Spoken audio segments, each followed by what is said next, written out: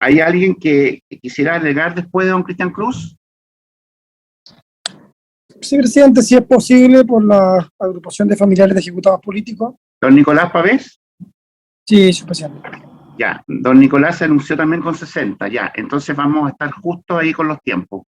¿Va a alegar los 60 minutos? No, es probable que reduzca mi alegato, Ya, señor presidente. entonces ahí alcanzamos justo, para terminar a la 1 de la tarde. Bien, Gracias. entonces reiniciamos la audiencia en causa ordinaria, tabla ordinaria 4599 del año 2019. Y le damos la palabra entonces, en primer término, al señor Cristian Cruz por los querellantes y demandantes cónyuges, hijos y hermanos de 14 víctimas. Muy buen día, tribunal, con vuestra venia. Winston Churchill dijo: cuando la mentira ha recorrido medio mundo, la verdad recién se ha puesto los pantalones, o no ha alcanzado a ponerse los pantalones. Casi 50 años con una mentira oficial, y donde hoy en día la verdad ha alcanzado esa mentira. Ya hemos recorrido el mundo entero. En este recorrido se han ido varios y varias. No solo de los responsables, sino que también de las víctimas, porque los familiares lo son. La última en fallecer fue la viuda del señor Ramírez hace 2 semanas. Quedó esperando. Quiero empezar por algo que quizás parece lo más simple, cuando una de las defensas, la del señor Cheire, solicita que se le reconozca como muy calificada la atenuante dada la colaboración que él ha tenido. Me quedé esperando escuchar cuál era esa colaboración, cuál era la verdad, y dice que es porque concurrió a todas las citaciones, porque jamás dejó de asistir. Señoría, hay solo para graficar, señalaré las fojas por si el Tribunal Ilustrísimo lo tiene a bien. A fojas 3022, el tribunal citó al señor Cheire a un careo con 2 torturados, con el señor Óscar Olivares y con la señora Cecilia Marchán, foja 3022. A foja 3025 le dice que fije domicilio, y esto es importante porque creo que en esta etapa, en esta segunda instancia recién, somos todos iguales. ¿Y por qué lo digo? Porque en primera instancia el imputado tenía derecho a señalar domicilio, a decir dónde quería declarar. Eso entre otros privilegios que ya iremos señalando. A foja 3026, la defensa se opone porque no le corresponde al señor Cheire presentarse en un careo. A foja 3078, la defensa apeló. Posteriormente, su señoría ilustrísima,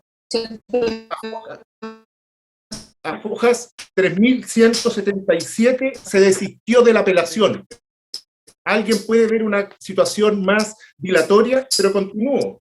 Se fijó fecha a foja 3019, a foja 3234.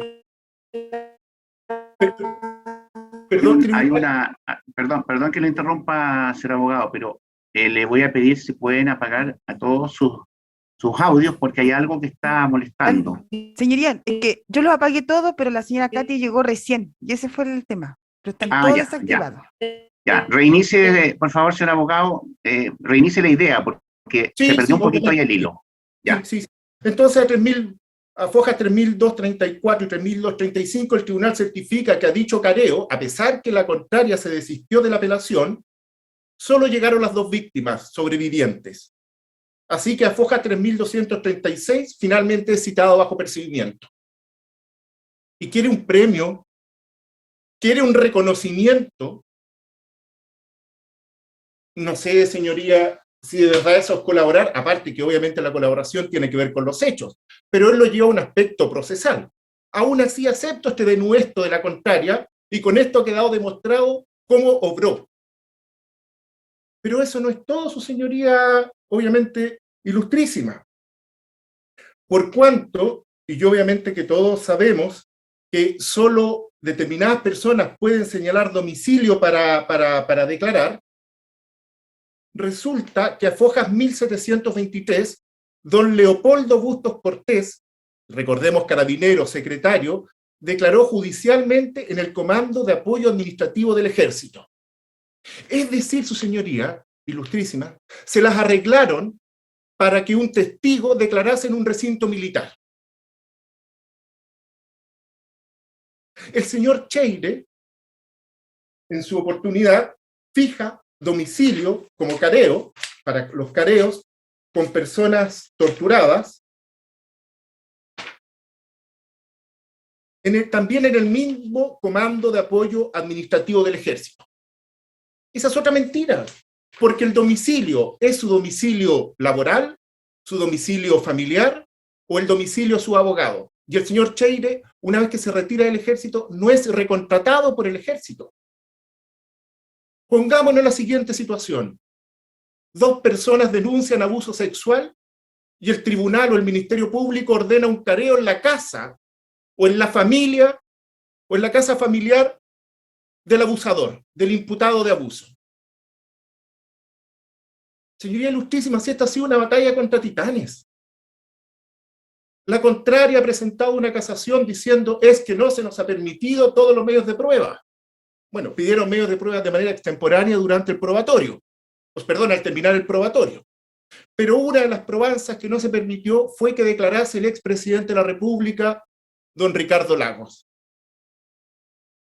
Pero a la vez no quería, entendiendo que en el plenario probatorio se debe declarar en persona, pedía que esa declaración fuese por oficio, una vez más los privilegios.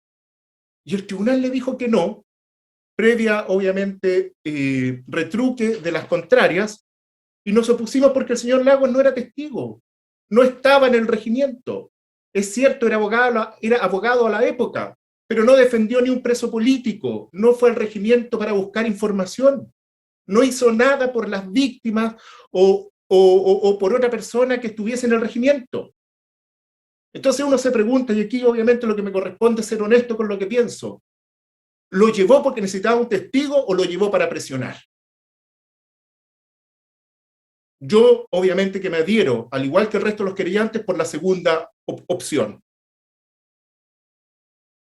Y es cosa de ver los testigos, señoría, que van a declarar.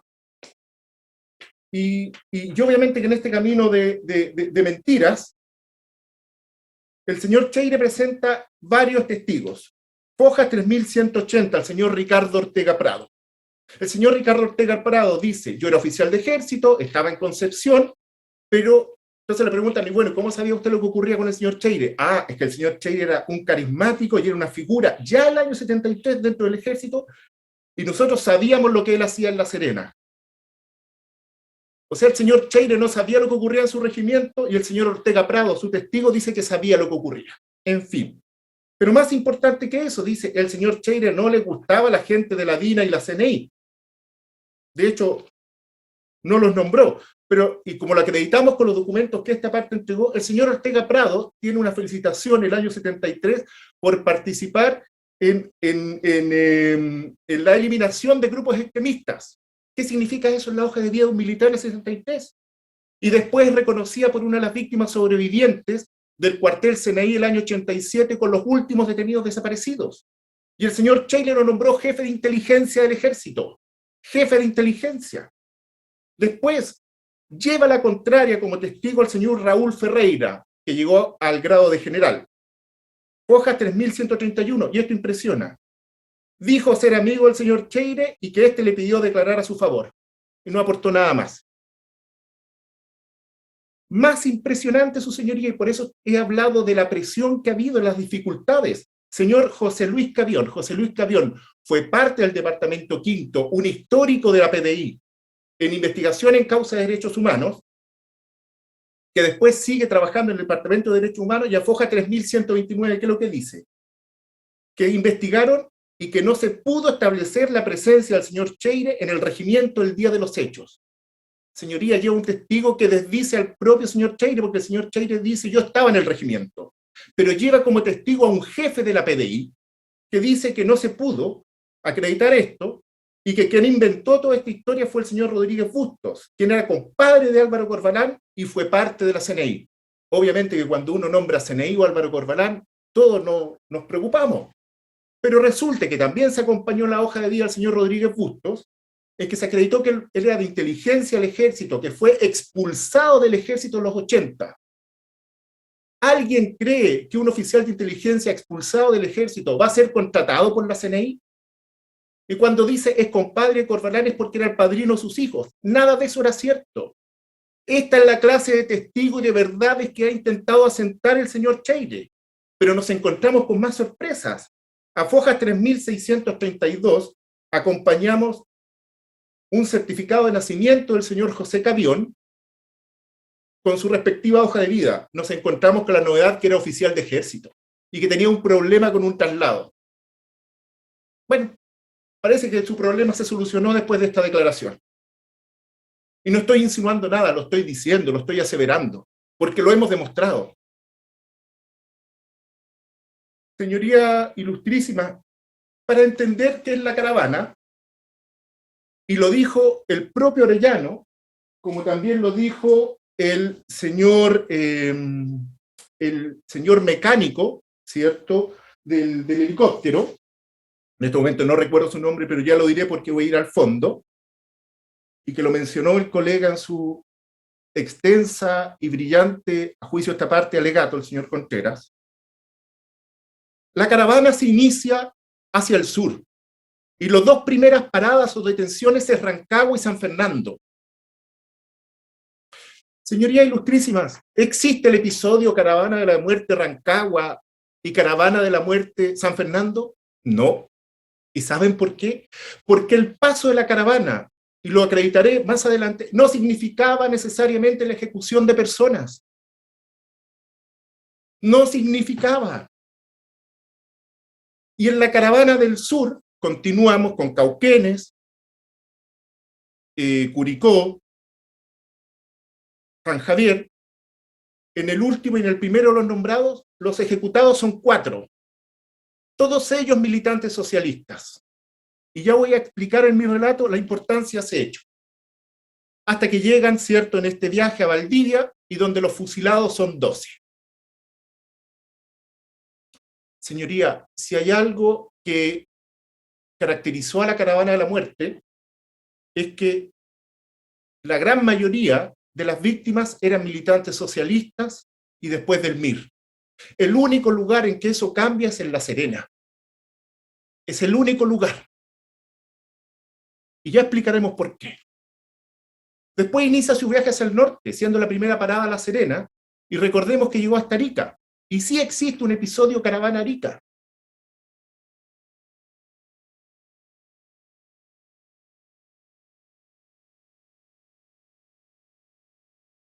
La comitiva, el señor Lanier Mena se opone. El señor Lanier Mena era, recordemos, teniente coronel. Tenía el mismo grado y funciones de Ariosto Apóstol. Jefe de plaza, jefe de zona y autoridad militar castrense en tiempo de guerra. Y le dijo que no al señor Arellano, no vamos a hacer lo que usted quiere. ¿Y saben cuál fue el castigo para el señor Odlanier Mena? Ascendió a general con el tiempo y fue nombrado el primer director de la CNI. Nombré Caravana Valdivia, porque ahí quien lleva adelante las ejecuciones es el señor Sinclair. Y el señor Sinclair ascendió a vicecomandante en jefe. Las ejecuciones de la caravana fueron vistas por la tropa local como una oportunidad de ascender, de hacer carrera militar, de congraciarse. Llegaba Salomé pidiendo la cabeza de Sansón en bandeja de plata, y ahí estaba el Apóstol, Cheire y otros dispuestos a ofrecer la cabeza de plata de los terroristas, de los marxistas, como él los trataba por la prensa. 9 de las víctimas de caravana eran militantes comunistas. 2 eran del MAPU. Se rompe absolutamente los paradigmas. Y lo dice el piloto. Lo dice también el señor Arredondo. Cuando nosotros llegábamos ya estaba todo preparado. Lo dice el mecánico del helicóptero. Ya estaba todo coordinado por las secciones de inteligencia. Y aquí es donde entra el señor Cheire. Esto no era azaroso. O alguien puede suponer que en este estado de guerra, conmoción, va a llegar un helicóptero y la tropa va a quedar mirando, son amigos, son enemigos. No, su señoría ilustrísima. Incluso si creyésemos esa historia, los prisioneros lo eran prisioneros políticos de antes de la llegada de la caravana. Y en los informes de autopsias con los respectivos croquis, el que menos impactos de bala tiene son 2 y el que más impactos de bala tiene 11. De ellos 9 presentan tiros de gracia. Si vemos las palabras del señor Ojeda, Valdebenito, de toda la tropa local, entre ellos el señor Vallejo Virtiola, todos dicen que la comitiva siempre usó fusil y metralleta. Son inequívocos, fusil y metralleta. Pero los informes periciales balísticos dan cuenta de munición, de arma corta, de arma de puño, en la sien, en el cráneo de las víctimas. Esos fueron los tiros de gracia dados, y todos sabemos que las armas de puño eran propios de la oficialidad.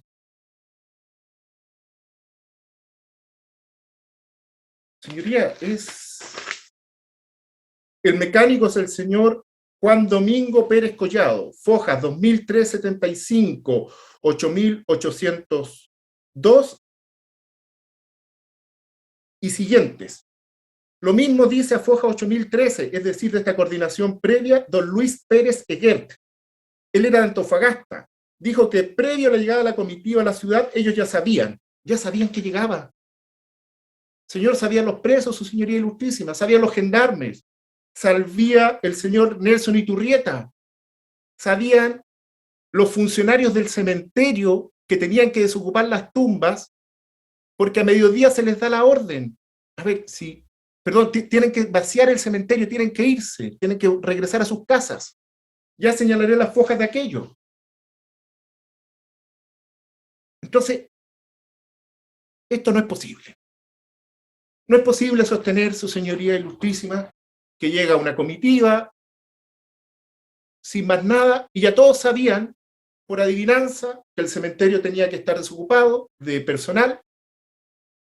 Los presos creían, obviamente, porque no se les dijo que se le iba a asesinar, que iba una comitiva, uno de ellos estaba hasta pintando la celda para recibir a esta comitiva, porque obviamente todos nos queremos, y en su situación yo hubiese hecho lo mismo, congraciarnos con quien se nos hace creer que depende de nuestra vida. Y es que el señor Cheire tiene un rol fundamental. Él era el jefe de inteligencia. Él lo era. Él dice en su declaración, ese día no sé quién era el jefe. Después dice, era el señor Vallejos, y esto es importante, es un suboficial. Señoría ilustrísima, la jurisdicción de ese regimiento abarcaba lo que es toda la 4ª región actual y parte de la 3ª región sur. Freirina, etc. Golpe de Estado, estado de guerra. Alguien puede suponer que el servicio, y creer, porque ya no es problema el que nos cuente, sino es mi problema de este abogado, si le creo, cuando me dice, no, a cargo de la inteligencia de todo esto, cuando nos podían atacar los extremistas, estaba un suboficial. Y el señor Vallejo, ¿qué es lo que dice? Mi jefe era Polanco, y cuando no era Polanco estaba Cheire. Lo mismo dice el señor Milton Torres, y sin perjuicio que está en el expediente, también lo acompañé ahora en los respectivos folios 95 y 111, si lo tiene ahí en el tribunal, que Cheire era el jefe. Y en estos folios incluso aparece la declaración de otro, de otro reservista, y que dice que había un grupo que se llamaba El Masacrón, donde justamente estaba Vallejos, Alegría, y lo fue mencionando, Iturrieta, El Masacrón, su señoría. Y esto tiene un doble significado. El masacrón, lo natural y obvio, como dije, una de las contrarias, está la parte objetiva y la subjetiva. La subjetiva. Hablé, como dicen en mi familia, con los antiguos, ¿qué es lo que era un masacrón? Y un masacrón, su señoría ilustrísima, era un mata bichos o un mata piojos. Porque ese era un doble juego de palabras. Eran los comunistas piojentos. Este era este insecto. Si no eran personas, no eran tratados como personas. En esos mismos folios, el señor Valdebenito Buchmann, ¿qué es lo que nos dice? Un día voy pasando por el patio del regimiento y veo a alguien colgado.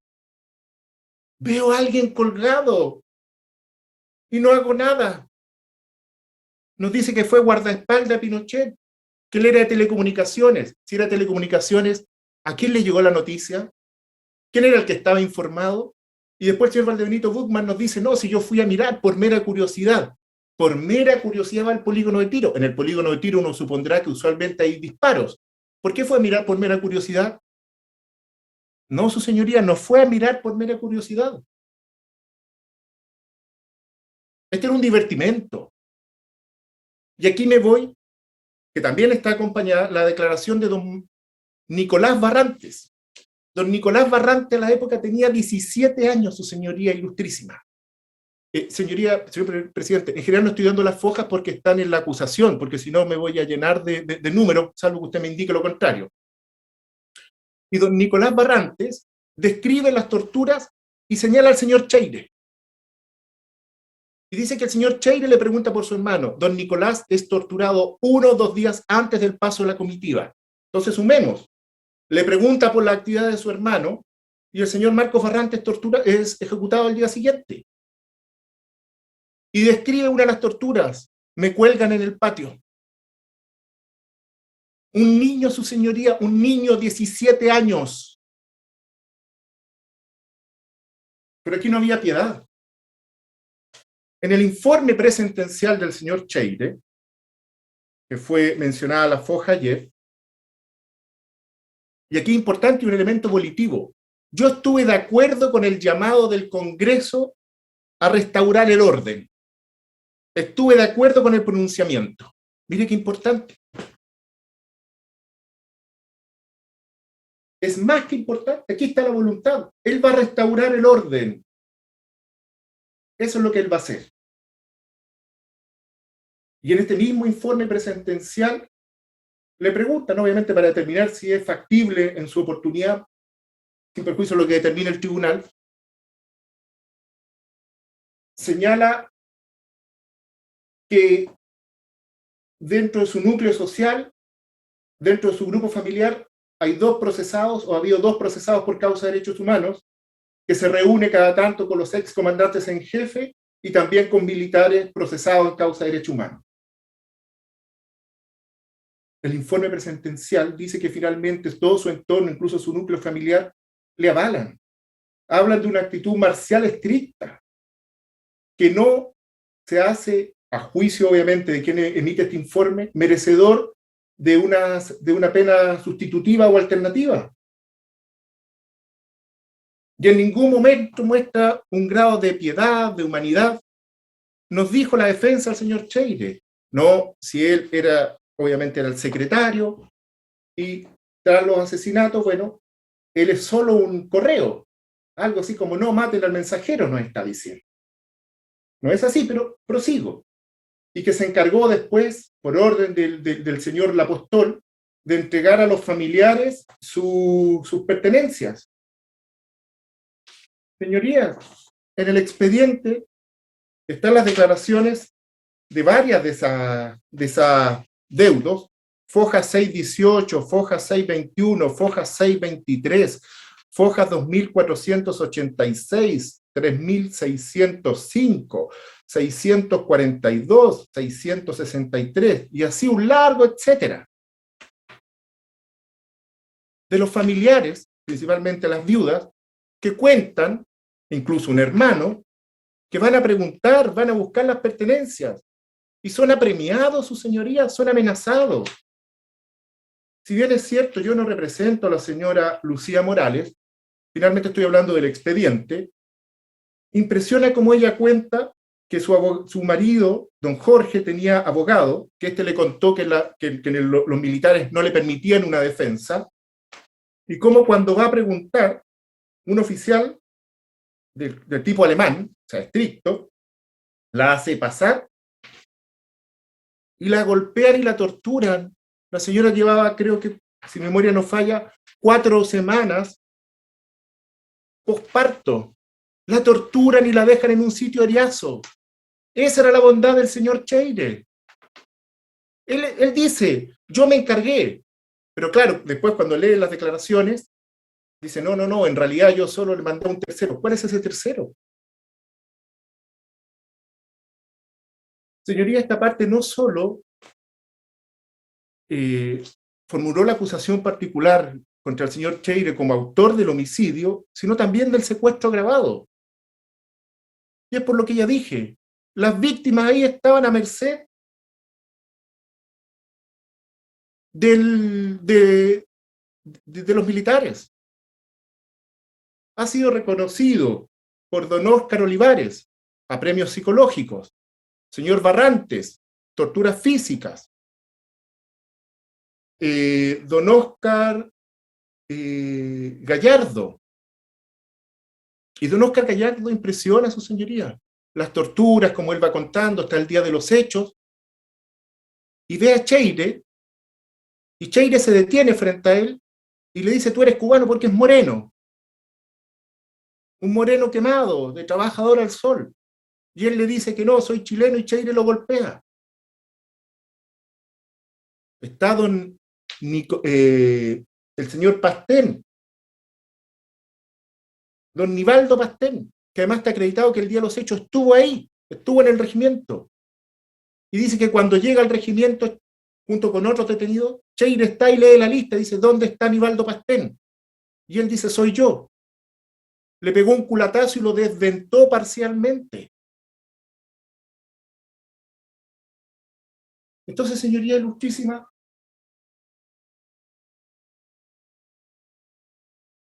aquí él hizo carrera con esta violencia.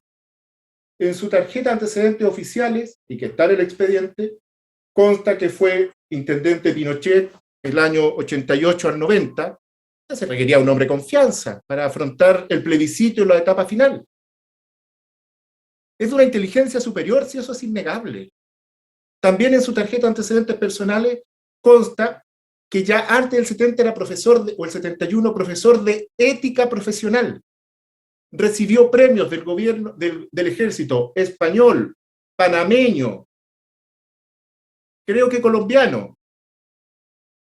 Fojas 1977 y siguiente, su señoría. Y aquí es súper importante esta parte, a juicio de quien alega, porque ahí dice que fue profesor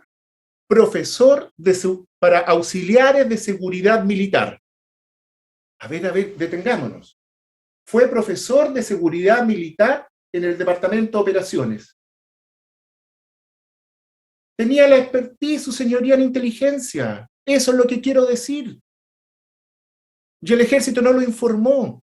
Pero claro, dado que entregó la hoja de antecedentes oficiales denominada AO, Fojas 1977 y 50, ahí nos pudimos enterar de los premios, de que al año 73 llevaba por lo menos 7 años de oficial de ejército. Entonces cuando nos dicen, oiga, no, es que se trata de un pobre, no, era una persona con vasta experiencia. Es más, el año 69 tiene una felicitación por haber participado, ¿cierto?, en la contención, no en el alzamiento, en el denominado Tacnazo, en el regimiento Tacna, del año 69, con el general o coronel Vió. O sea, él se opone, ¿cierto?, va en la tropa que va a controlar a los sediciosos. Es una persona con expertise de toda perspectiva. En los mismos folios que mencioné, 95 y 111, queda claro, hay un soldado que dice, miren, antes del 73 o antes del septiembre, no hacía ejercicios nocturnos y el general era maltratador. Y efectivamente consta que él era profesor de instrucción nocturna. Entonces su señoría tiene la expertise. Y el año 69, y esto es importante, tiene el curso de paracaidista. Porque, por ejemplo, el testigo al que Cheire le dijo el cubano, dice que lo vio con boina negra. Y eso ha sido uno de los puntos fundamentales de la defensa. Pero si el señor Cheire no era boina negra. El año 69, Fojas 1977, vuelta, si mi memoria no falla, o 1977, consta que él aprueba el curso paracaidista en la Escuela de Paracaidismo y Fuerzas Especiales. Y como lo acompañé en los folios indicados, va a declaración del señor Varela Gantes, oficial de ejército, que dice que el año 70 él hizo un curso de paracaidismo y que a partir de ahí eso lo habilitó para usar boina negra. O Señoría, los de especialidad de montaña pueden usar boina verde, los tanquistas boina roja, los de fuerzas especiales y paracaidismo boina negra.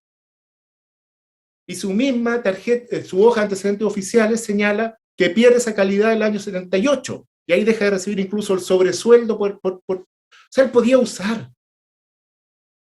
Aquí se nos ha dicho, mire, él hacía todo lo reglamentario. Señoría, ilustrísimas, ¿alguien puede decirme que está dentro de un reglamento torturar, colgar a las personas, como lo dijo el colega ayer, usar animales en un regimiento para torturar? Porque si nos basamos en eso, nada de esto ocurrió, porque era todo reglamentario. El señor... Señor abogado, disculpe que lo interrumpa. Sí. Disculpe que lo interrumpa. Estas causas son bastante complejas porque, tal como ustedes saben, detrás de estos asesinatos existen víctimas. Entonces yo voy a exhortar a los señores abogados a respetarse entre ustedes, porque ustedes lo que están haciendo es defender intereses de personas que se sienten afectadas. Tanto los imputados, los inculpados, como las víctimas se sienten afectadas. Y el rol de los jueces es resolver el conflicto de relevancia jurídica. Entonces, ¿por qué digo esto? Porque creo que es impropio lo que está haciendo don Fernando Dumay, en el sentido de, a través del chat, rebatir lo que señalan los abogados. Yo ayer no dije nada, la sala se dio cuenta que también don Fernando hizo un comentario respecto de una alegación de uno de los señores abogados, pero ahora esto se está repitiendo. Entonces lo que yo voy a pedir es mantener el decoro, el respeto por los colegas, porque no hay que personalizar las causas, y eso es fundamental en el ejercicio de la profesión. Así que por favor, don Fernando, lo exhorto a no seguir con el chat, porque no corresponde, de lo contrario vamos a tener que aplicar medidas disciplinarias. Gracias. Señor presidente, ¿Sí? ¿Me permite? Sí, por supuesto. Sí, y además que el hecho que estamos en la Corte, una forma de tomar la audiencia es a través de la forma telemática, pero desde el punto de vista formal, la Corte solo escucha o lee la oportunidad procesal que ustedes efectúen las alegaciones, y eso no corresponde, hasta incluso por un principio de igualdad de armas. Perfecto. Señoría. ¿Perdón? Ofrezco excusa, señoría, no se va a repetir. Perfecto, don Fernando, me alegro que así sea entonces. Siga, por favor, señor Cruz. Disculpe la interrupción. No se preocupe, señor presidente. Yo también, obviamente, en mi alegato trataré de no referirme a los contrarios, sino que yo lo hago, obviamente, en referencia a los imputados o procesados, para que no se malentienda también, o yo no me haga malentender. Entonces, estas secciones de inteligencia son fundamentales. Y cuando hablé al principio del nivel de protección del señor Cheire, y lo dijo ayer el colega y señaló 2 fojas, yo voy a señalar otras tantas: 1805, 1807, 1811, 1946, 3608, 3621. En todas ellas el ejército dice que en el regimiento de La Serena no había sección de inteligencia y seguridad, sección segunda, departamento segundo, área de inteligencia, pero todos, desde el señor Lapostol para abajo, dicen que sí existía. Entonces, si nos basamos en los reglamentos y en las normas, ¿ya alguien puede tener duda que esto no es un nivel de protección del ejército? Yo no lo tengo. Yo no tengo esa duda. Y por supuesto que todos los demás pueden tener dudas, pero yo defiendo los intereses de mi parte y sus pretensiones. Sus dolores y tristezas también son los míos. Se habló, y creo que eso fue públicamente comentado, no creo, fue, del famoso oficio de la Fundación Archivos de la Vicaría, donde exculpan al señor Cheire. Pero si leemos ese documento, nos damos cuenta que el señor Cheire envía una solicitud a esta fundación con fecha 17 de agosto, y al día siguiente, día 18, le entregan, se elabora y le entregan el documento que dice que no hay nada. Señorías ilustrísimas, ¿alguien puede creer con seriedad que se buscaron con celo, cuidado y esmero antecedente del señor Cheire la Fundación Archivos con un día,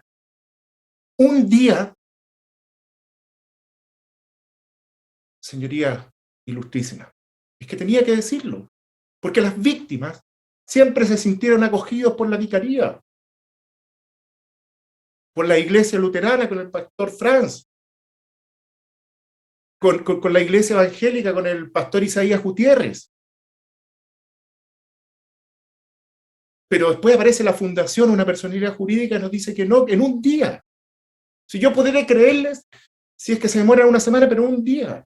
Y cuando en el expediente hemos acompañado copias de sentencias de guerra que fueron obtenidas desde la Fundación Archivo, donde aparece el señor Cheire condenando a don Óscar Olivares a 40 años. 40 años. Y si memoria no falla, además pidió que se cumpliese en una ciudad distinta a La Serena.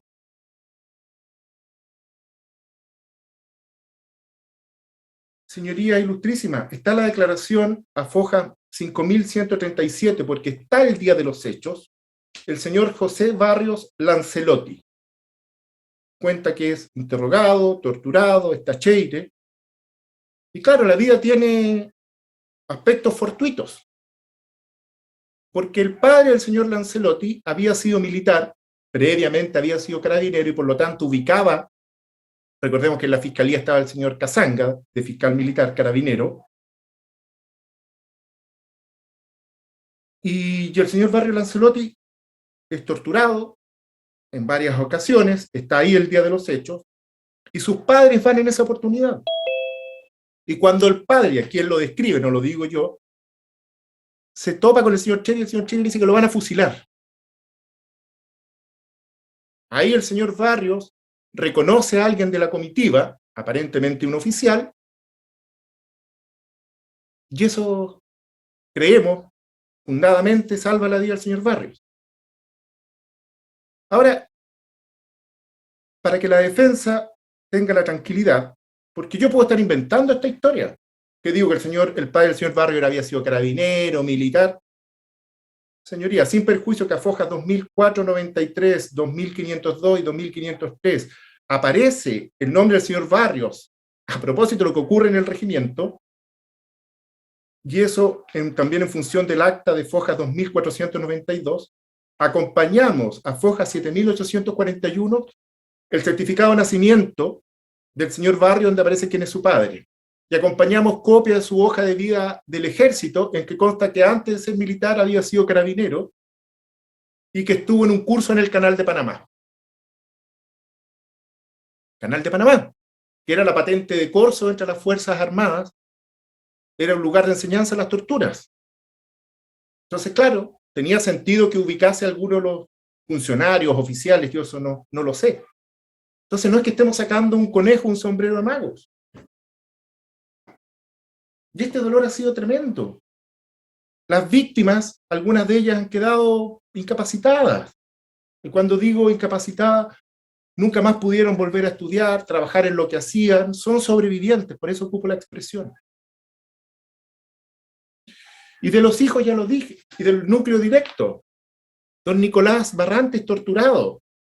El señor Sergio Araya, hermano de José, también estuvo preso junto con él y torturado. El hermano del señor Aedo, cuando va al regimiento a preguntar, lo detienen, había hecho su servicio militar, es reconocido por un suboficial, y dice, bueno, afortunadamente él en algún momento me toma, me saca y me lleva hacia las afueras. Un suboficial tuvo un gesto humanitario. Ya dije lo impresionante de la señora Compañón, Morales Compañón.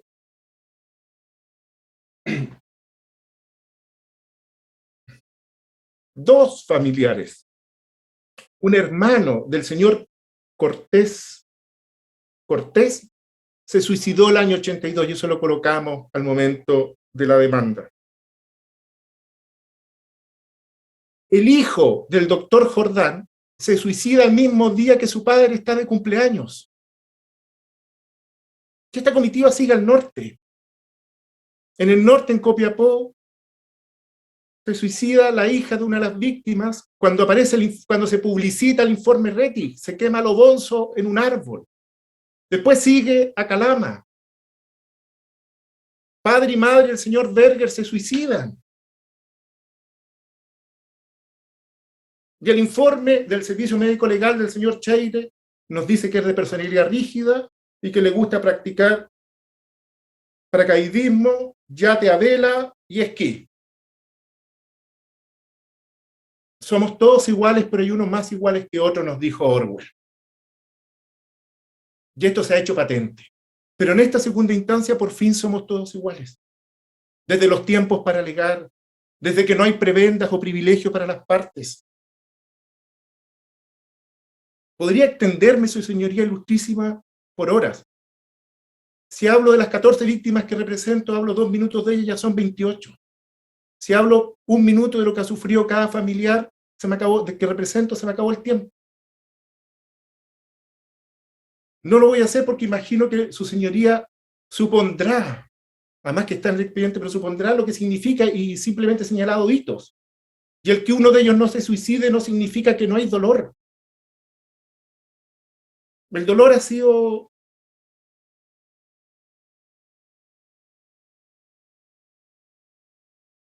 difícil. Prosigo, tribunal. El señor Fernández Monjes, y fue absuelto por eso, nos dijo: yo estaba dando películas. Señoría, nos toman el pelo. Si esto no era un cine. Y es el único que dice que le estaba dando películas. Pero supongamos que hubiese estado dando películas el día de los hechos. ¿Cuál era el fin? Impedir los testigos. Previamente le había hecho un anillo de seguridad. Y está absuelto.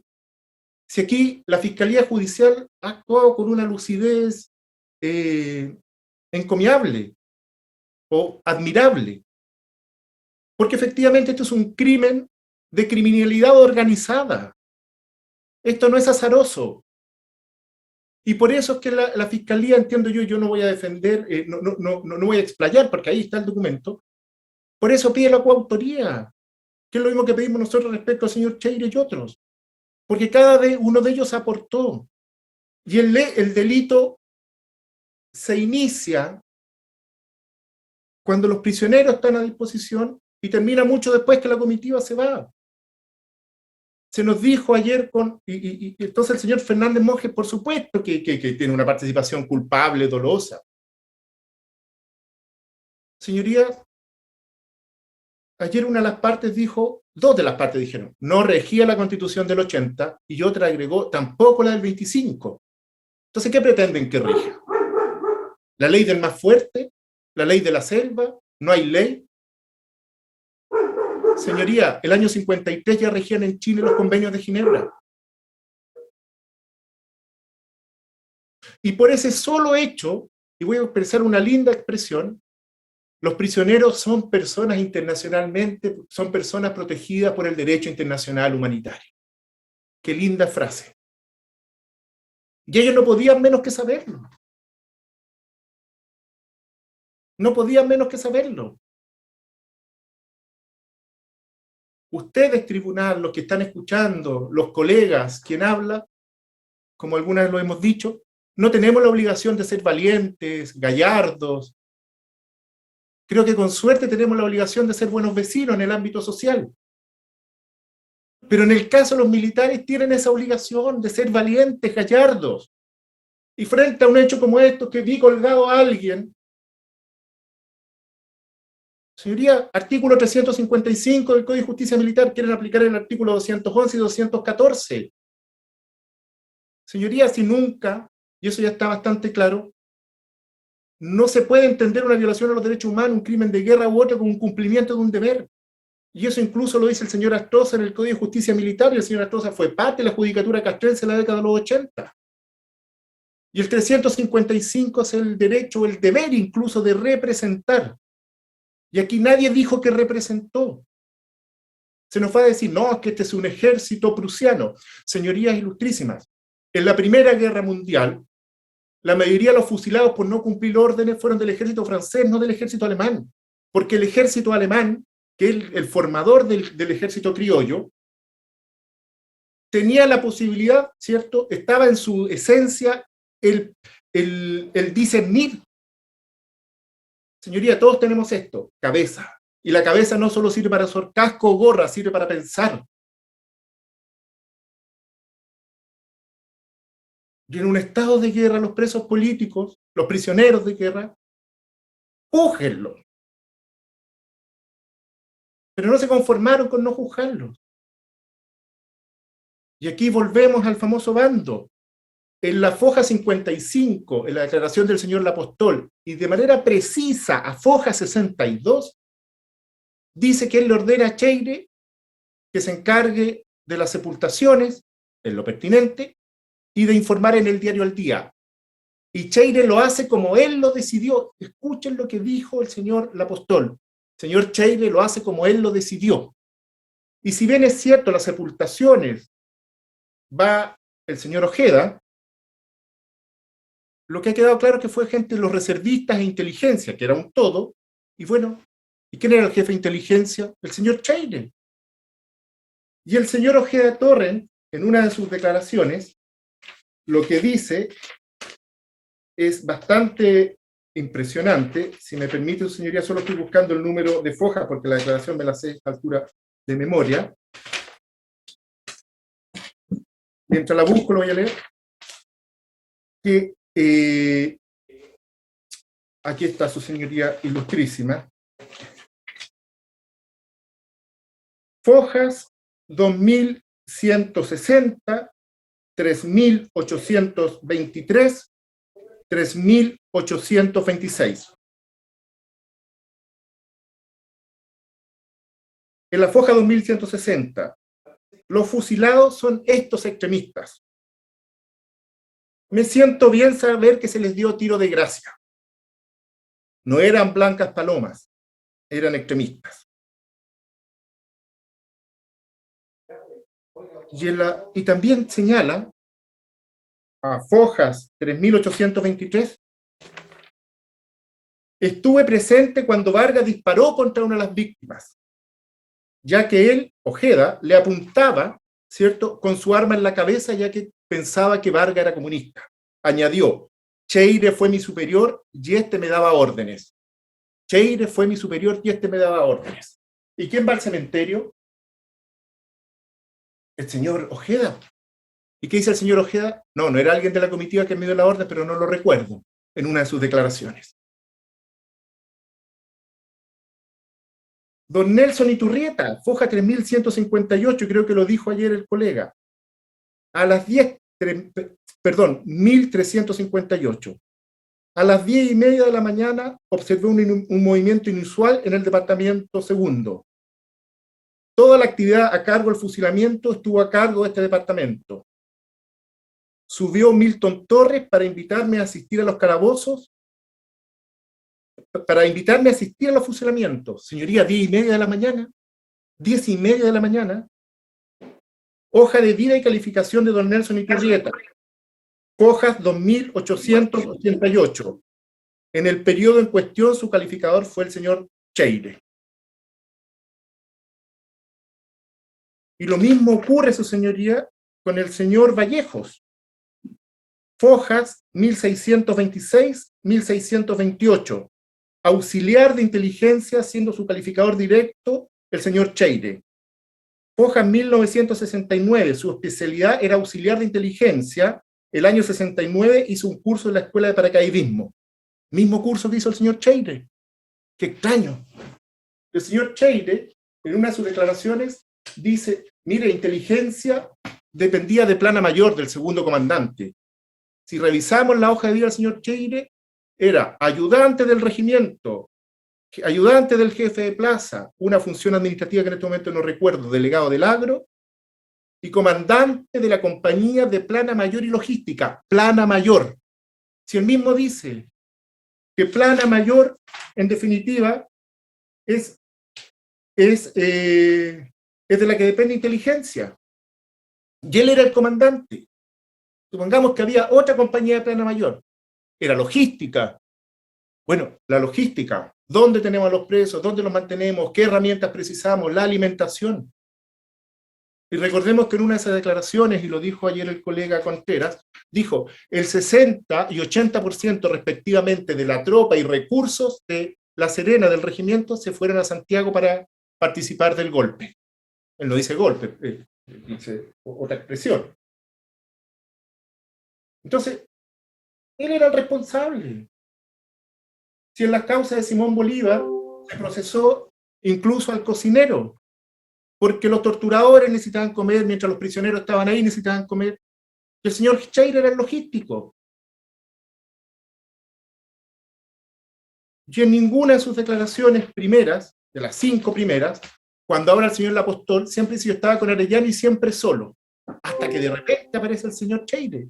Y claro, incluso en una de sus declaraciones, lo que dice el señor Lapostól, que se pelea, según él, ¿cierto?, con Arellano y sale de la sala. Y ahí veo que un capitán me sigue en gesto de solidaridad. Un capitán, el señor Cheire era teniente, o sea, el señor Cheire no lo sigue. El señor Cheire entraba y salía a la oficina.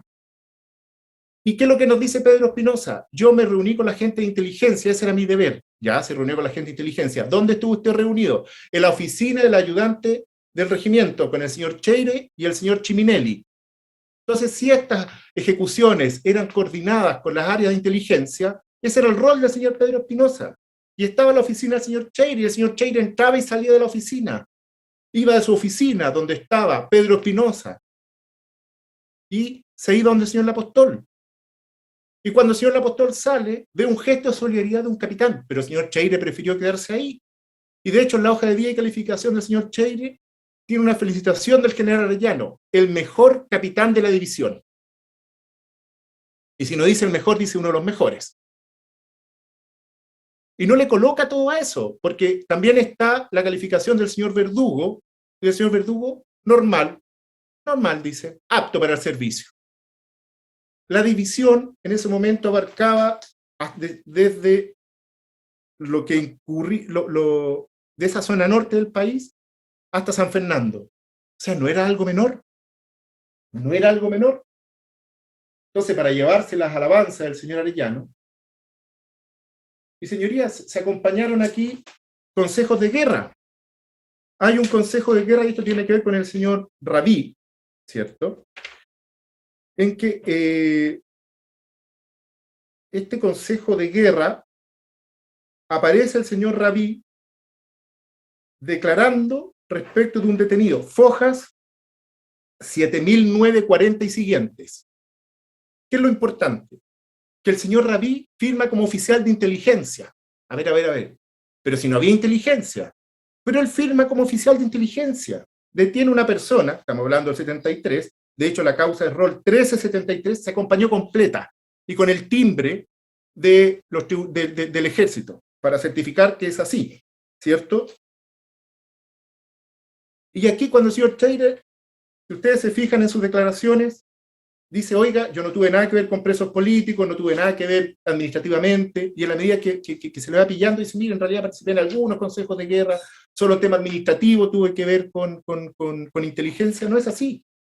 Y en este consejo de guerra participan, entre otros, en el consejo, que sería la primera instancia, el señor Lapostól y Cheire, y proponen 5 años, o piden 5 años de presidio, condenan a 5 años de presidio en Puerto Montt al preso político, señor Tapia. Y esto es lo increíble. En segunda instancia, con fecha 3 de diciembre de 73, el señor Lapostól. A ver. ¿A dónde me detengo? En primera instancia participa el señor Cheire, Lapostól y otros, y en segunda instancia es el señor Lapostól como tribunal unipersonal.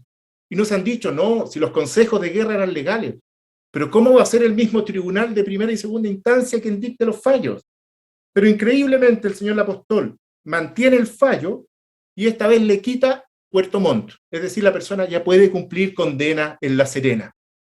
Es decir, ¿quién era más duro? ¿Cuando estaba Cheire o cuando estaba Lapostól solo? Y finalmente el general Poloni, el año 75, y escúchenme bien el tribunal, perdón, su señoría, disculpe la expresión, rebajó a 1 año y 10 meses la condena, la que dio por cumplida, por ser el delito anterior a su penalización. Y la defensa dijo, entre el Consejo de Guerra, aquí no pueden aplicar la retroactividad. Y el general Poloni, claro, la reconoce, pero igual mantuvo la condena, dando la misma por cumplida. Esos eran los juicios en La Serena. Ahí estaba el señor Cheire y el señor Ravi. Y el señor Ravi que también nos dice, no, si yo fui a mirar. El señor Araoz, ¿qué nos dice el señor Araoz Flores? Sí, yo era de inteligencia y alguien me alteró el bando. Si escuchamos bien, o esta parte escuchó bien, el señor Araoz le entrega el comunicado a las radios. Entonces no es que se trate de dos personas van a hacer lo mismo. A las radioemisoras que se dirigen a la comandancia. A él les entrega el comunicado. Pero el señor Cheire va al diario El Día. Y el señor Araoz dice, yo le digo a Cheire que hay que redactar un bando para explicar. Pero él lo firma. El señor Cheire era suyo. Ahora, efectivamente, yo no imagino al señor Cheire de dactilógrafo. Pero ahí están los dos. Y el señor Araoz dice, pero el que yo hago, lo modifican. Bueno, ¿a quién se lo pasó? Al señor Cheire. Y en la misma contestación a la acusación, si mi memoria no falla, en la página 39 de su contestación, la defensa del señor Cheire dice que la apóstol le ordena que este bando tiene que indicar toda la verdad respecto a lo que ahí aconteció. ¿Y cuál es la verdad? La verdad es que quisieron matar a los carabineros de Salamanca, a 50 personas de la ciudad. Así trata a las víctimas. Esa es la verdad del señor Cheire.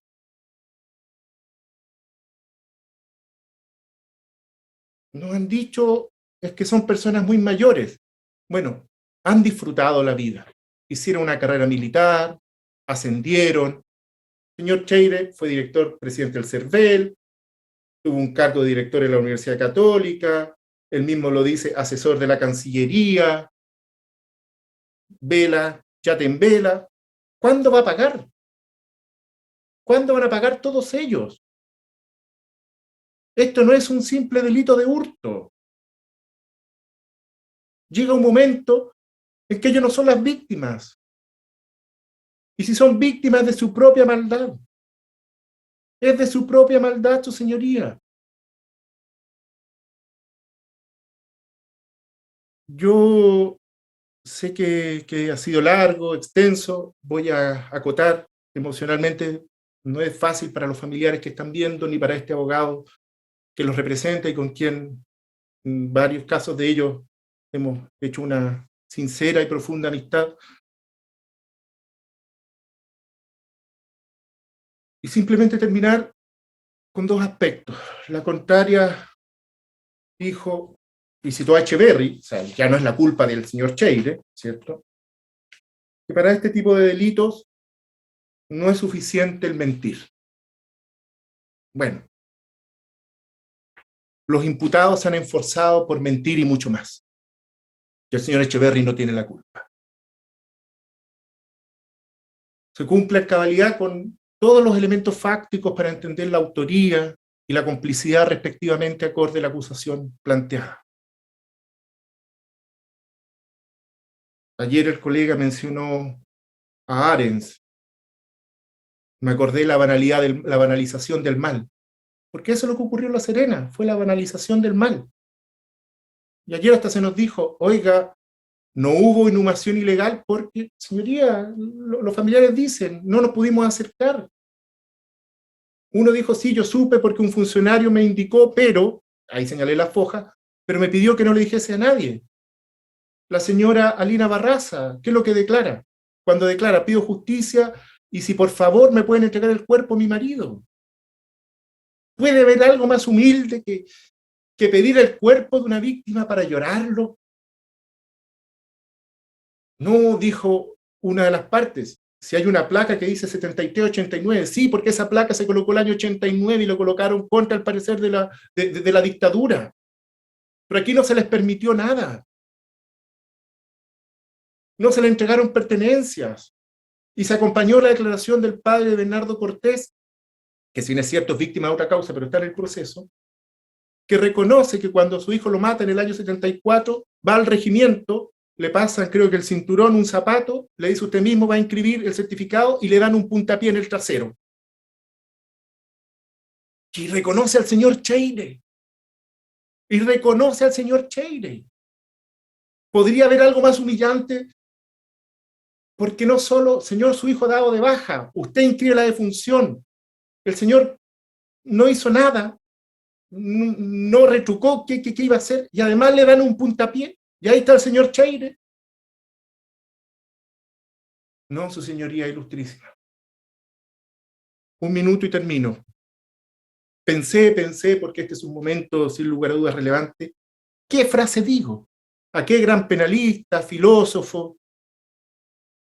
Pero estaba escuchando la radio. Y me puse a escuchar a Joaquín Sabina, o tocó a Joaquín Sabina.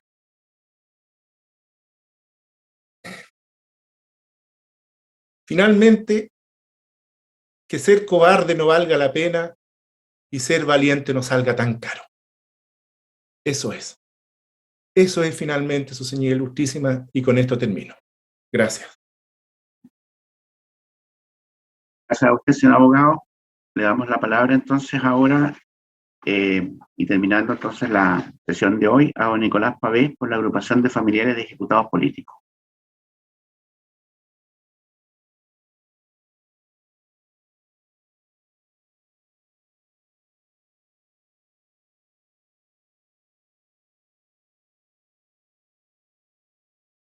¿Está con problemas de conexión, parece, don Nicolás?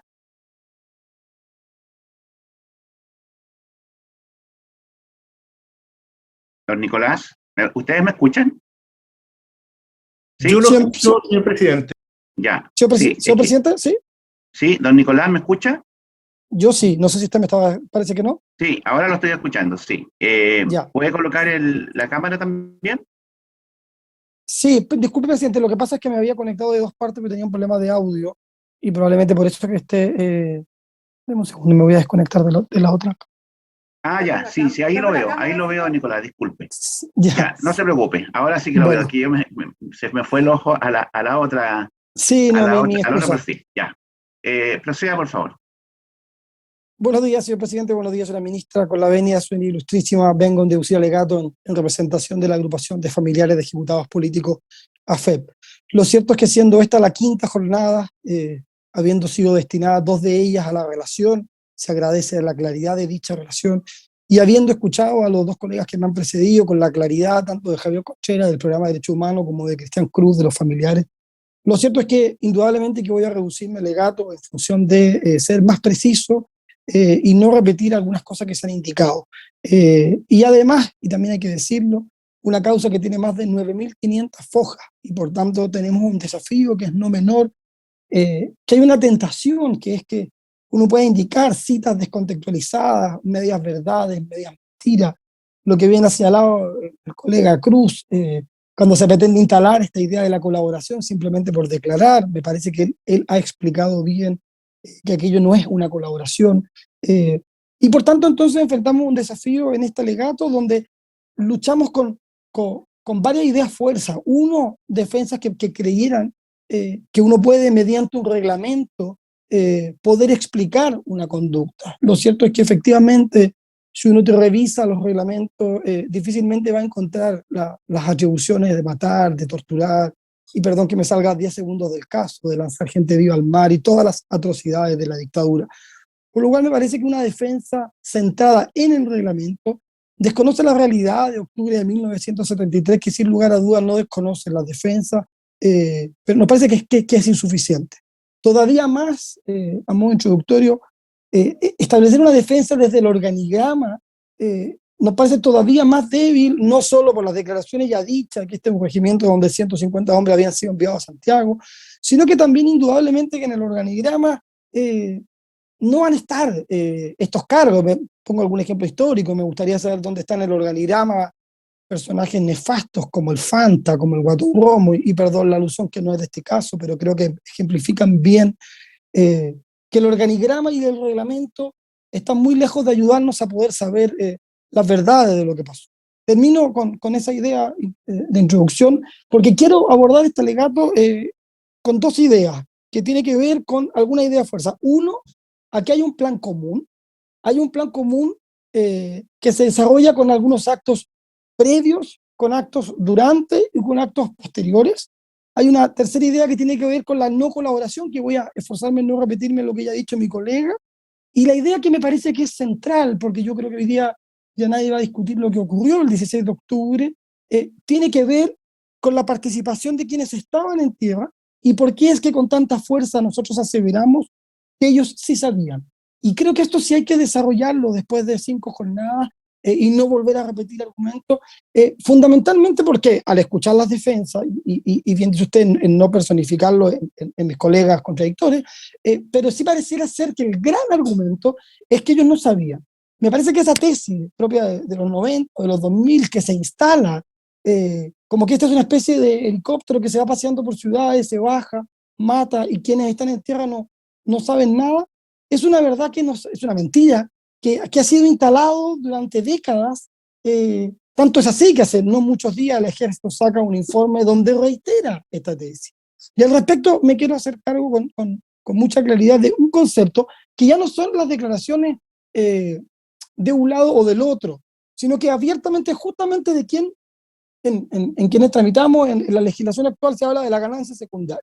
¿Cuál podría ser la ganancia secundaria de don Remigio del Tránsito Rojas, Foja 720, Carlos Carvajal 721, Juan Illanes 722, Abel Manzano 723? ¿Por qué cito a estos 4 funcionarios del cementerio de La Serena? Porque indudablemente que ellos no tienen ninguna ganancia secundaria con declarar ¿qué cosa? Primero, que el día anterior el administrador del cementerio, don Teófilo Díaz, y don Julio Herrera les dice que deben retirarse al día siguiente antes de las 15 horas. Es decir, hay absoluta claridad que en el cementerio va a ocurrir algo. Es decir, efectivamente hay que desocuparlo, hay que vaciarlo. No creo que sea necesario leer cada una de estas fojas que están en el expediente, en las fojas ya indicadas. Luego Illanes, da cuenta que él ve los cuerpos. Manzano dice que incluso él les arroja cal. Esta es una fosa común que había sido destinada, entre otras cosas, para tener restos hospitalarios y restos biológicos. Y Rojas Pastenes también dice que a él nunca se le notificó el objeto de esta fosa. ¿Por qué he hecho estas citas? Sin perjuicio de otras que también diré respecto del cementerio, las de Vargas, las de Ojeda, porque me parece que estos 4 funcionarios del cementerio dan cuenta de algo que es indesmentible.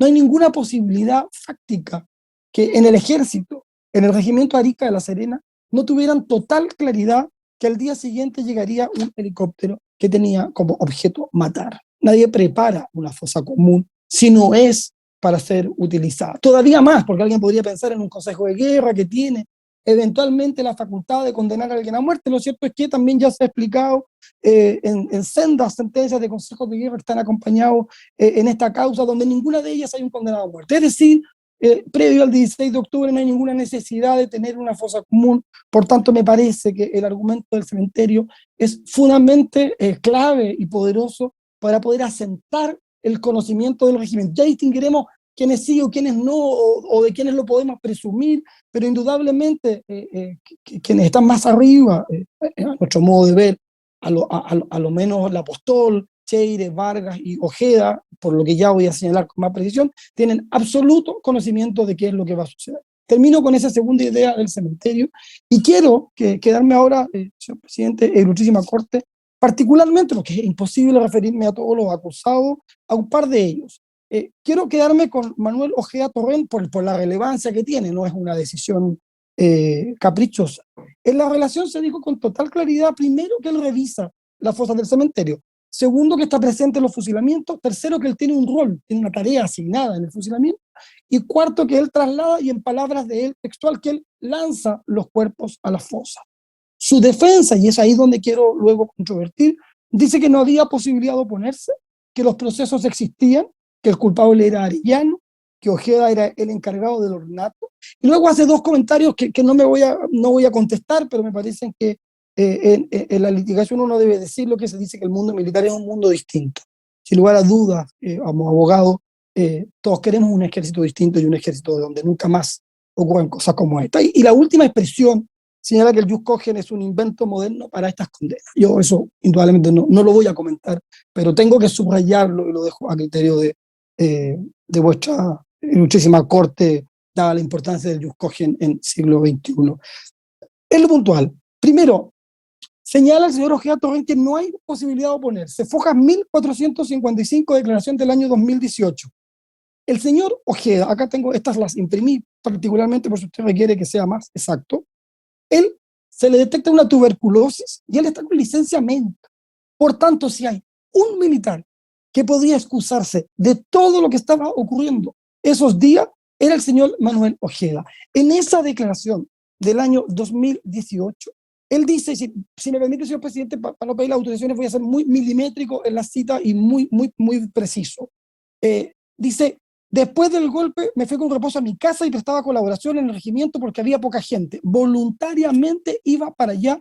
Casi todos los oficiales se habían ido a Santiago. Es decir, son palabras de él, no estamos haciendo hipótesis o deducciones, sino que yo más bien, todo lo que voy a decir son las declaraciones del propio señor Ojeda.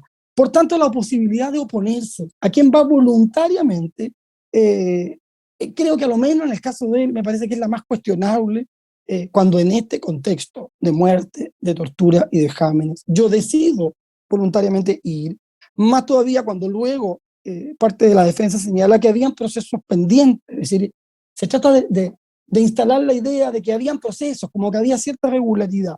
Con todo respeto, a mí me parece que la explicación agrava la falta, porque la existencia de esos procesos, justamente lo que da cuenta entonces que lo que ocurre el 16 de octubre es extremadamente irregular, porque ellos saben cómo son los procesos. Y ya me voy a referir luego a otros acusados, saben cómo funcionan, cómo se convocan, saben perfectamente, y ahí luego lo voy a decir, lo dijo muy bien ayer el señor Cheire, y ahí voy a hacer una mención, participó en 26, hay 3 de los ejecutados que ya tenían una condena previa. Termino con esta idea respecto de la defensa de señor Ojeda, que insisto que me parece que la explicación agrava la falta, porque si tenían conocimiento de la existencia de procesos previos, sabían perfectamente cómo se hacían las cosas y cómo no se hacían. No puedo no hacer un comentario que espero no sea interpretado en el orden político. Quienes tramitamos hace ya varios años causas de derechos humanos, llama poderosamente la atención, particularmente cuando uno ya está en estos 6, 8 años, hay algunos que han dedicado la vida y todo mi respeto por ellos, pero lo que me ha tocado ver a mí es que siempre la culpa la tienen los militares muertos, siempre. Entonces, ayer dijo el culpable es Arellano, el culpable es Pinochet, probablemente ahora vamos a sumar a la culpabilidad al apóstol, pero siempre son personas que están fallecidas. Y en ese sentido, a mí me parece que el colega dijo una frase que a mí no me gusta, textual, dice que esto sucedió porque los generales no asumen sus responsabilidades si hubiesen sido lo suficientemente hombres. Yo creo que a nadie le gusta hablar de la hombría, pero yo creo que efectivamente este tema al final de la historia pasa porque nadie quiere asumir su responsabilidad. Y aquí me hago cargo, presidente, de otra expresión que es muy común en estos alegatos de derechos humanos. Resulta que el señor Ojeda era el encargado del ornato. Luego diré que había otro que era encargado del protocolo, había que otro que solo redactaba escrito, había otro que luego dirá que era guardia, no guardando las proporciones de lo que es ser guardia, con todo mi respeto a quien hoy día es guardia. Es distinto ser guardia de una institución bancaria a ser guardia de un pelotón de fusilamiento. Hay guardias que por mucho menos en Europa están hoy día presos. No es cualquier guardia. Y hago el comentario entonces porque nos parece, no quiero ocupar la palabra correcta, pero ofensivo, insultante, que siempre podrían nombrar muchas otras causas, donde todos atienden el teléfono, hacen el aseo, están encargados del protocolo, del ornato, una especie como de un regimiento que funciona solo, porque con todo respeto, señor presidente, lo que se nos está diciendo es prácticamente que el señor Arellano faltaba poco para que él condujera el helicóptero, aterrizara, se bajara, fusilara y se fuera. Pero acá hay responsabilidad. Y he ido detallando tan solo la de uno, y luego me voy a permitir poder, en la medida que el tiempo me lo permita, poder abrir.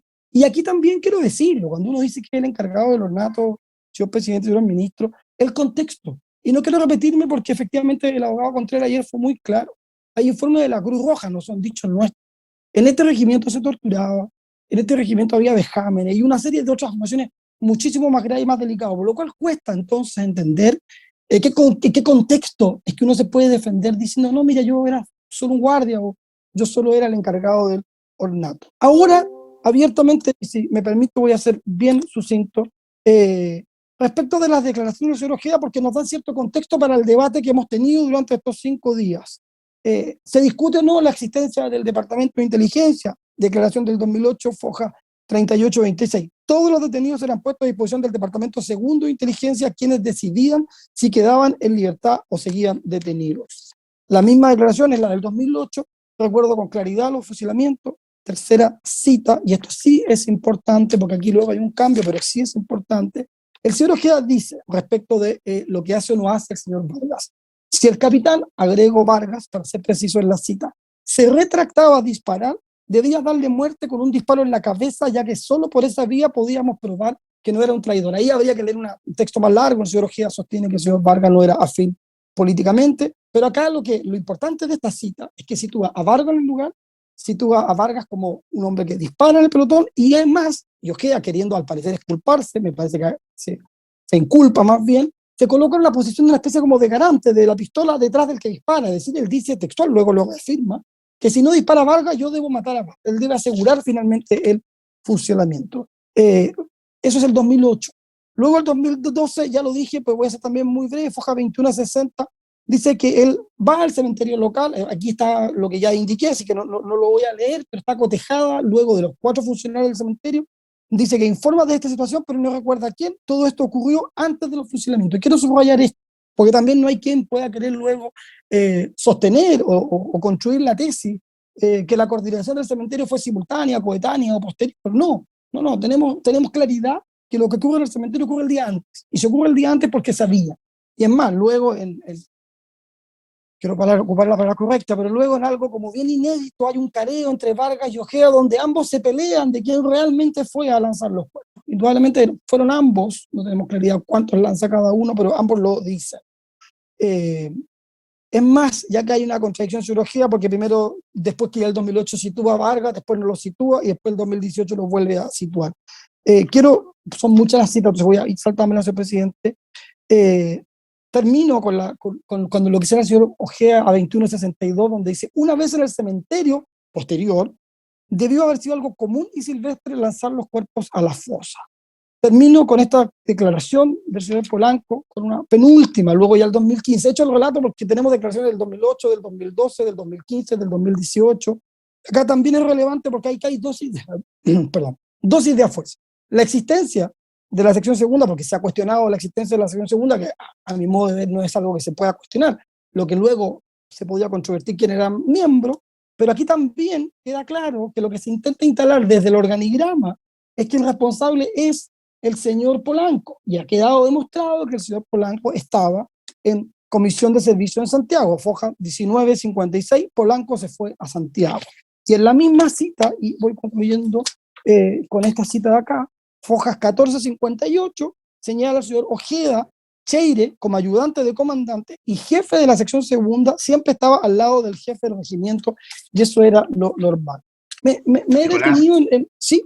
Nicolás, disculpe que lo interrumpa. Sí. Si puede hablar más lento, porque perdón, sí. Recuerde que estamos tomando apuntes. ¿Ya? Porfa, Sí. gracias. Gracias. Sí. Disculpe, señor presidente, una deformación profesional, y además uno por el tiempo y porque va leyendo muchas citas, lo va haciendo más rápido de lo que debe. Sí, mi excusa.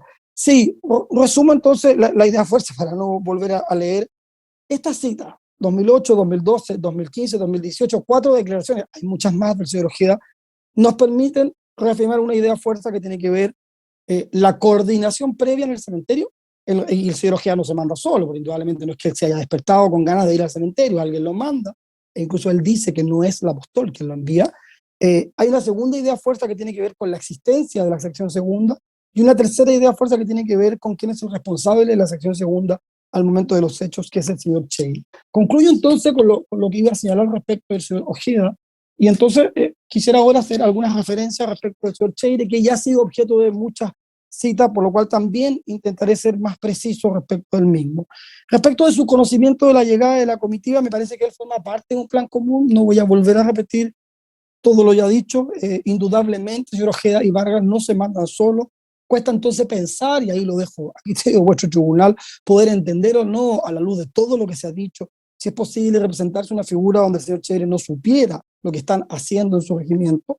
Hago otra alusión también a los consejos de guerra, voy a solo citar las fojas 80, 65 y 40, 40, que no voy a leer porque me parece que también fue correctamente citada por el abogado del programa, pero ahí también creo que hay un par de ideas fuerzas que es el objeto de mi intervención.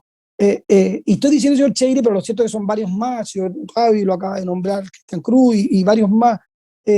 Primero, conocen el procedimiento, no hay ninguna duda, y por eso que he dicho que agrava la falta. Dos, él sabe perfectamente que de los 15 fusilados, él participó en 26 consejos de guerra, pero él sabe que 3 han sido condenados bajo su presencia como miembro de ese consejo de guerra.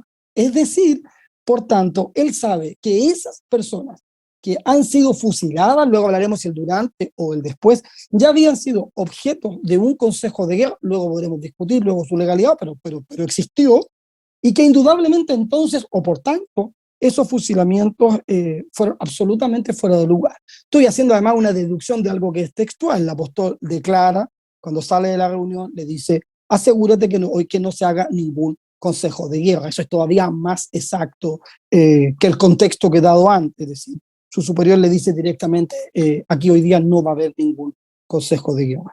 Luego quiero hacer otra referencia a la reconstitución de Sena, que está foja 4174. Sí me parece importante indicar que es como, y no quiero banalizarlo en el lenguaje, señor presidente, pero francamente es inexplicable. Que hemos leído, la propia defensa acompaña un croquis, yo lo invito a verlo, un regimiento no muy extenso, preguntarse dónde está el señor Che, porque no está en el polígono de tiro, no está en el casino. Luego hay una conversación que ya ha sido descrita entre Arellano y el apóstol, obviamente se sitúan en el lugar más lejano, y es bien extraño porque él no escucha, cuando conviene no escuchar, porque si escucha habría escuchado toda la discusión y por tanto habría tenido todo el conocimiento que hoy día niega, pero tampoco está tan lejos para no saber qué está. Es más, para ser riguroso con la afirmación, él mismo lo dice, que está en una posición equidistante propia de un ayudante. Es una posición bien extraña, cuando se supone que el apóstol ha declarado que casi a los gritos le exige el acta del Consejo de Guerra Arellano, sea cierto o no eso, pero lo que quiero colocar en cuestionamiento es la reconstitución, fundamentalmente porque luego después se les da el 11-9, que es la colaboración sustancial, que francamente no compartimos en virtud de que acá justamente llevamos casi 50 años por la no colaboración, no solo de Ocheiro, el señor Ojeda, sino que de todos. Y luego, y sigo con la reconstitución, ¿qué pasa luego de los disparos? Y aquí también quiero colocar el contexto. Se producen metrallas, se producen disparos de armas cortas, ya sabemos más o menos quiénes son quienes están a cargo, no por organigrama, sino que por los testimonios. Y de una manera inexplicable, casi incorpórea, diría yo, el señor Cheire se va a su oficina. Cuesta entender, en un regimiento donde acaban de ser fusiladas 15 personas, donde el señor Vargas le va a contar a Arellano y el apóstol que eso es lo que acaba de ocurrir, ¿sí? Le acaba de decir, sí, están muertos, el señor Cheire se vaya a encerrar a su oficina. Indudablemente que cuesta mucho reconstituir los hechos de hace 50 años, pero pareciera, y queda a criterio del tribunal, que objeto de este querellante de la agrupación respetuosamente no parece creíble. Pareciera ser no tan habitual que ante tiros de metralla, tiros de armas cortas, uno decida irse a la oficina y no ir a ver qué pasó, si hay alguna situación de riesgo, si hay algún motín, no lo sé, pero me parece que es la versión más conveniente, que es situarme en el lugar más lejano de todos. No tenemos la tecnología de estos tiempos, así que no sabremos nunca ciencia cierta, pero a criterio del tribunal nos parece, debiese quedar claro que es una coartada bastante débil.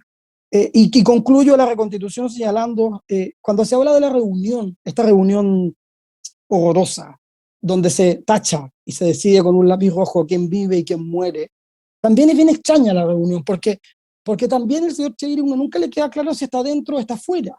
Primero se sitúa afuera, luego él mismo dice que entra y sale, nunca queda claro cuando ingresa, cuánto tiempo se queda. También dejamos a criterio del tribunal cuánto es una persona que además tiene bastante llegada con el coronel Apóstol, no es un funcionario de rango menor en términos de lealtad y de confianza depositada, está en la oficina del frente. No escuchó nada, no supo nada, estaban debatiendo el futuro de personas que habían sido algunos partes de consejos de guerra donde él mismo había participado. Entonces también cuesta creer que él no haya escuchado. Uno tendería a creer que también participó, pero no lo sabemos, irresponsablemente no lo puedo decir, pero pareciera bien extraño en la reconstitución de escena, ¿dónde se sitúa el señor? Termino con la reconstitución de escena y otro punto último. Tiene que ver con el departamento segundo, ya lo he dicho, es el encargado de la inteligencia, es el encargado de la responsabilidad de los detenidos. Quiero volver a un punto muy breve. En el organigrama, sin lugar a dudas, que estaba Polanco estaba en comisión de servicio, Morán Brito estaba en comisión de servicio, Cheire es el que firma las calificaciones, pareciera no haber mucha duda que ahí algún rol tenía. Por tanto, me parece que responsablemente, y en virtud de todas las demás citas que ha hecho el colega Cristian Cruz, no hay muchas dudas. Concluyo con la portada del diario El Día, que ya hablamos de hechos posteriores, y en esto quiero ser bien claro para ir cerrando esta idea, señor presidente. La Apóstol le dice, y me estoy refiriendo a la publicación del diario El Día al día siguiente, ya el colega Cristian Cruz fue muy claro en dilucidar esta aparente mentira que se trató de instalar con Arauz, que es como no sabemos quién fue, está muy claro. Uno va a la radio, el otro va a los diarios.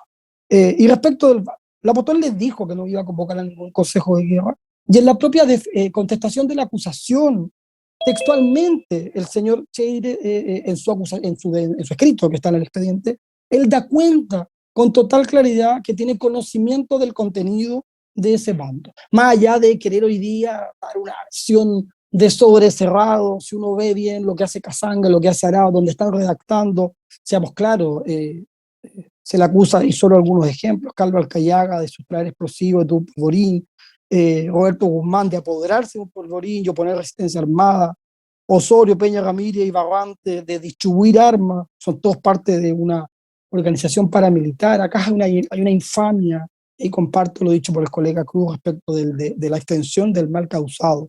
En la portada del diario de la región se publica, en definitiva, que estas personas han sido fusiladas mediante un consejo de guerra legalmente constituido, cuando hoy día ya sabemos, no hoy día, lo supimos el mismo día, pero cuando hoy día en esta audiencia podemos señalar con total propiedad que esos consejos de guerra, no solo todo esto es falso, sino que los consejos de guerra nunca se hicieron, y no es que lo sepamos hoy día también, señor presidente, sino que además los consejos de guerra no se hicieron nunca, y eso a lo menos tenemos total claridad, que todos quienes estaban ahí, con algunas quizás salvadas excepciones,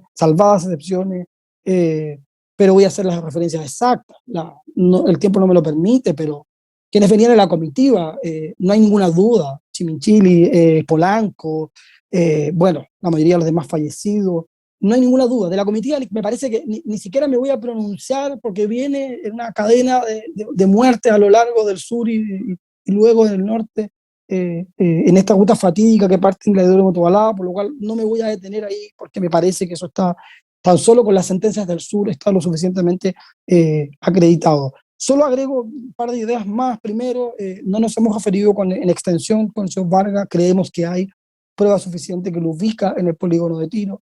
Tenemos la declaración de Ojeda que lo ubica en esta suerte de aseguramiento, si disparas tú o te mato yo. El señor Polanco también creo que es importante referirse a él, porque como él no va al sur, pareciera querer entonces exculparse de conocer, y luego está esta tesis que no se escucha nada en el helicóptero. No sé cómo decirlo respetuosamente, porque no es jurídico decir que es poco serio, pero es bien poco creíble creer que uno va en un helicóptero que va aterrizando en distintas ciudades, matando gente, y yo no me doy por enterado de nada. Es como cuando uno escucha la defensa del señor Pedro Espinosa y él dice, no, mira, yo iba de civil, yo no tenía ninguna función, cuando estaba probadísimo que el señor Pedro Espinosa hacía la logística, hacía trabajo de inteligencia, y por lo demás no puedo no decirlo. La verdad es que si hay algo que puedo compartir, y no puedo no decirlo, que su condición de uniforme de civil, sin lugar a duda, que salvó a una generación completa de cómplices civiles en la historia de este país, pero el uniforme civil del caso del señor Pedro Espinosa no es el caso. Termino con solo dos ideas. Sí, todavía me quedan unos minutos. En razón de la determinación de la pena, no me alcanzo a profundizar, pero me parece que hay cierta jurisprudencia, no del todo uniforme, pero la quiero mencionar porque creo que es muy relevante el caso respecto de la irreprochable conducta anterior. Si tú vienes matando de ciudades anteriores y finalmente no has sido condenado por la impunidad que te da la dictadura, por la impunidad de todos estos años, me parece bien descabellado entonces poder decir que tiene irreprochable conducta anterior.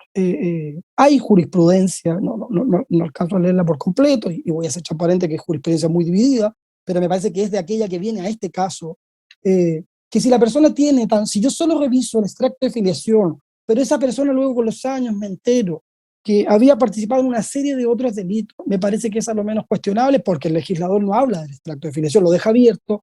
Me parece que en estos casos sí es relevante revisar no solo el extracto de filiación como certificado del registro civil, sino que en términos todavía más de la historia, particularmente de la dictadura. También nos parece que lo que se ha señalado respecto al artículo 11, número 1, en relación al 10, número 10, del cumplimiento de un deber, no compartimos lo indicado por el sentenciador. Esto no es una orden de servicio. Nadie está llamado a ser héroe, pero tampoco nadie está llamado a ser un homicida. Y en ese sentido nos parece que el cumplimiento del deber tiene ciertos límites, y no soy yo quien para explicarlo en tan poquitos minutos, pero me parece que a lo menos debiese ser sopesado, porque de lo contrario, lo que estaríamos avalando entonces que es que un funcionario del ejército bajo esta excusa podía hacer todo, es decir, cualquier funcionario de bajo superior puede hacer todo. Y ayer se da un muy mal ejemplo, como de qué haría usted si la Corte Suprema le dice, estoy seguro de que usted no haría cualquier cosa, aunque se lo diga la Corte Suprema. Yo creo que todo tiene un límite. Y agrego respecto de lo mismo, tampoco no compartimos que no se hayan considerado las agravantes del 12 número 8 y el 12 número 11. Prevalerse del carácter público, y en esto hay que ser claro, porque se tiende a subsumir en el homicidio calificado, erradamente, a juicio de esta parte, la prevalencia del carácter público. El homicidio calificado no está dentro del tipo penal, el ser un funcionario público. Y doy un ejemplo más claro, que voy a concluir con eso, el caso de Mario Alberto Ramírez Sepúlveda. Él se presenta voluntariamente al cuartel de investigaciones de La Serena, como muchos otros. Por tanto, claramente hay alguien que se prevalece del carácter público, porque yo voy a una institución pública, porque confío, voy a un lugar donde además, y concluyo con el 1211, auxilio de gente armada. Estoy yendo a un lugar que es una institución pública donde hay gente armada. Si yo creyera que esa gente me va a matar, no me presento. Por tanto, es tan relevante la agravante. No es, y no quiero reiterar, solo para cerrar la idea. Por eso es que es tan importante que este agravante sea considerado en la sentencia, porque el homicidio calificado en este contexto se da en muchos de los casos en actos de confianza en la autoridad. Y doy ese caso puntual porque es una presentación voluntaria, no siempre se da así. Y termino respecto de la determinación de la pena. El artículo 509 respecto de la reiteración, la sentencia solo lo aumenta en un grado, pudiendo aumentarla en 2 o 3. Solo voy a hacer un comentario. Cuesta imaginar en qué hipótesis entonces el legislador pensó, porque no pensó en un grado, pensó en 2 o 3. Cuesta pensar en qué hipótesis se colocó el legislador para poder subir 3 grados, si no es aquella donde un funcionario público auxiliado por las armas ejecuta a 15 personas y luego entierra ilegalmente. Es decir, no compartimos indudablemente en la determinación de la pena el aumento de un grado respecto al 509. ¿Cómo concluyo esto? También respecto de la interpretación del artículo 69 en atención a la extensión del mal causado. Nos parece que indudablemente, tampoco alcanzo a extenderme en estos minutos, y porque además vuestro tribunal conoce con mucha mejor claridad que yo estas normas, así que no es necesario ni leerlas ni extenderme en ellas, pero pareciera ser también, me cuesta imaginar alguna otra hipótesis de mayor extensión del mal causado, no solo fusilar a 15 personas, sino, como muy bien ha dicho mi colega Cristian Cruz, el daño que se ha producido durante casi 50 años. Por tanto, nosotros, y así lo hemos señalado en nuestra apelación, hemos solicitado que el señor Alegre, Espinosa, Chiminelli, Ojeda y Ravi sean condenados por homicidio calificado en su calidad de conductores, que el señor Cheire, Vargas, Polanco, Fernández, Leiva también, y ya he hecho ya también las menciones que no compartimos, que no se aplique el 11.6, el 11.1, las agravantes del 12.11, del 12.8, la extensión del mal causado. Y me voy a permitir, disminuyo muchísimo mi alegato, así que si me permite, muy breve, señor presidente, porque no puedo no hacerlo por la naturaleza de quien represento. Recordar, y prometo que no me voy a demorar más de un minuto, recordar que hoy día nosotros estamos aquí por don Óscar Aedo, por don Marcos Ferrante, por Jorge Peñagéns, por Hipólito Cortés, por Jorge Abel Contreras, por Roberto Guzmán, por Jorge Jordán por Gabriel Vergara Muñoz, por Carlos Alcayaga, por Jorge Oviedo Osorio, por Jorge Araya, por Óscar Cortés, por Manuel Marcarián, por Víctor Escobar y por Mario Alberto Ramírez Sepúlveda. Me he tomado la libertad de leer sus nombres, que puede parecer una obviedad, pero me parece que a veces los abogados tenemos la frialdad de perdernos en el mundo de las normas. Estas 15 personas fueron sacadas de una cárcel, llevadas a un regimiento, vendadas, fueron vejadas, fueron fusiladas, fueron víctimas de lo que se conoce tristemente como un tiro de gracia, fueron subidos a un camión, fueron lanzadas a una fosa común. Quiero hacer una precisión: esa fosa común no era de público conocimiento. Nos parece francamente humillante decir que siempre se supo dónde estaban. Nos demoramos 25 años en poder encontrar y poder rehacer los hechos. Incluso ayer se cita una placa de manera inexplicable. Y ahora sí termino. Esto ocurre el 16 de octubre, como ustedes bien saben, y he dejado para el final justamente a don Mario Alberto Ramírez Sepúlveda, porque efectivamente, como bien se dijo antes, el 18 de febrero murió la viuda de don Mario Ramírez Sepúlveda, después de casi 50 años esperando justicia. Y es particularmente conmovedor el caso de él, porque consta en el expediente y es de público conocimiento una carta de puño y letra de don Mario Alberto Ramírez Sepúlveda, donde él dice: recibe el beso más grande que nunca te di, y termina diciendo: hasta pronto, mi amor de siempre.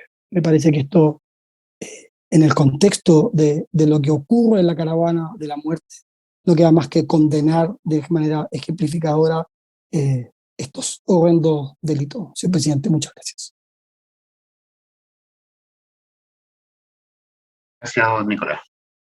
Bien, de acuerdo al registro que yo tengo, nos quedaría el alegato para mañana de don Luis Alberto Soto, que viene por parte creyente. Don Luis Alberto, usted se anunció con 30 minutos, usted alega confirmando con declaración, ¿verdad?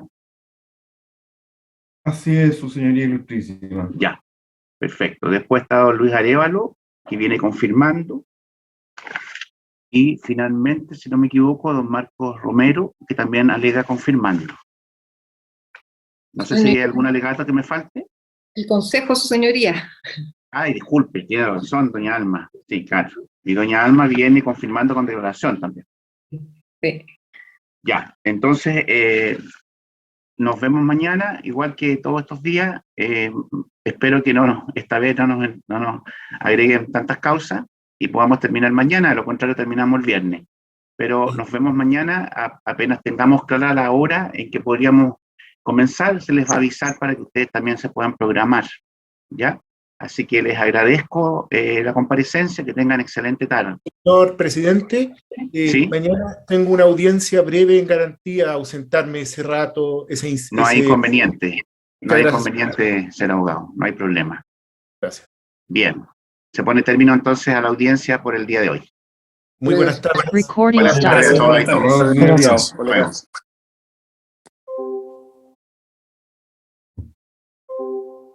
Hasta luego, presidente. Hasta luego, ministras. Hasta luego. Muy bien. Gracias.